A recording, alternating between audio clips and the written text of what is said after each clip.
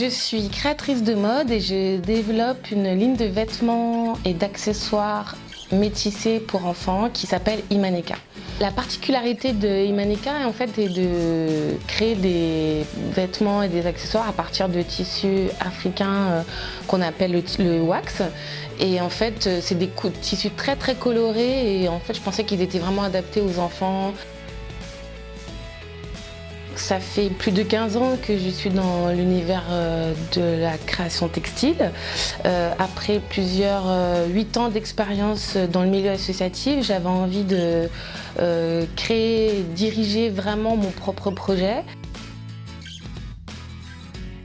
Ce que j'aime le plus dans mon travail, c'est la liberté de pouvoir faire ce que j'aime et ce que je veux au moment où j'ai envie de le faire. D'exercer plusieurs métiers dans un seul, c'est d'être polyvalente, c'est ce que j'aime le plus.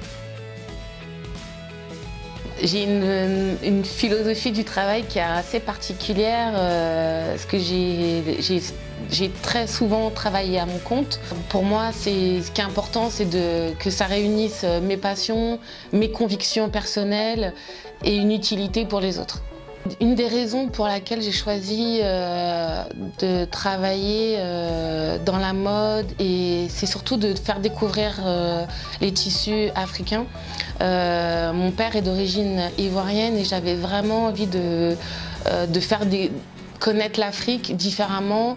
Ça fait 15 ans que je travaille le tissu wax. À la base, c'est un tissu qui était plutôt utilisé dans la communauté africaine par les mamans comme des vêtements traditionnels.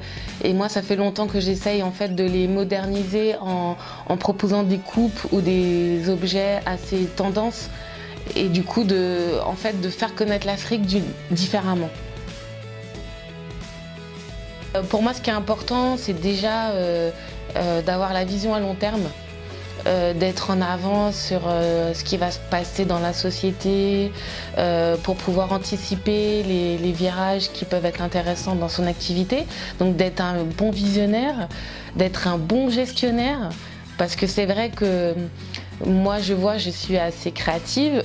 Mais alors la gestion, c'est des compétences qu'il va falloir que je développe et je sens que c'est très important pour la pérennisation de mon activité.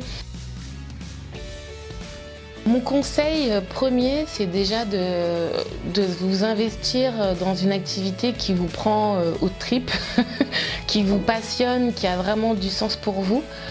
Pas seulement un projet économique qui pourra vous rapporter de l'argent, parce qu'on est tellement investi dans son activité, si on ne se lève pas tous les matins pour quelque chose qui est important pour soi, eh ben, on peut vite s'essouffler, parce que c'est vraiment un parcours qui demande beaucoup d'énergie. Et donc si on n'est pas passionné par ce qu'on fait, c'est difficile de tenir sur le temps. J'aimerais beaucoup dans 10 ans pouvoir sous-traiter une partie de la production d'Imaneka, parce qu'aujourd'hui je me rends compte que c'est très difficile pour moi de créer, produire, communiquer et vendre. Et j'ai aussi envie de donner une dimension plus sociale et plus humaine à mon projet, en apportant en fait de pouvoir créer de l'emploi et de soutenir des femmes en leur donnant en fait une activité. Pour moi, la réussite, c'est vraiment une réussite personnelle, pas seulement financière, mais aujourd'hui, avant, j'étais vraiment que dans la réussite personnelle mais aujourd'hui, je rajouterai vraiment aussi l'économique, mais d'être en phase avec effectivement ses passions, ses convictions, et d'en plus de pouvoir gagner sa vie et bien gagner sa vie, ça serait vraiment le combo parfait pour moi.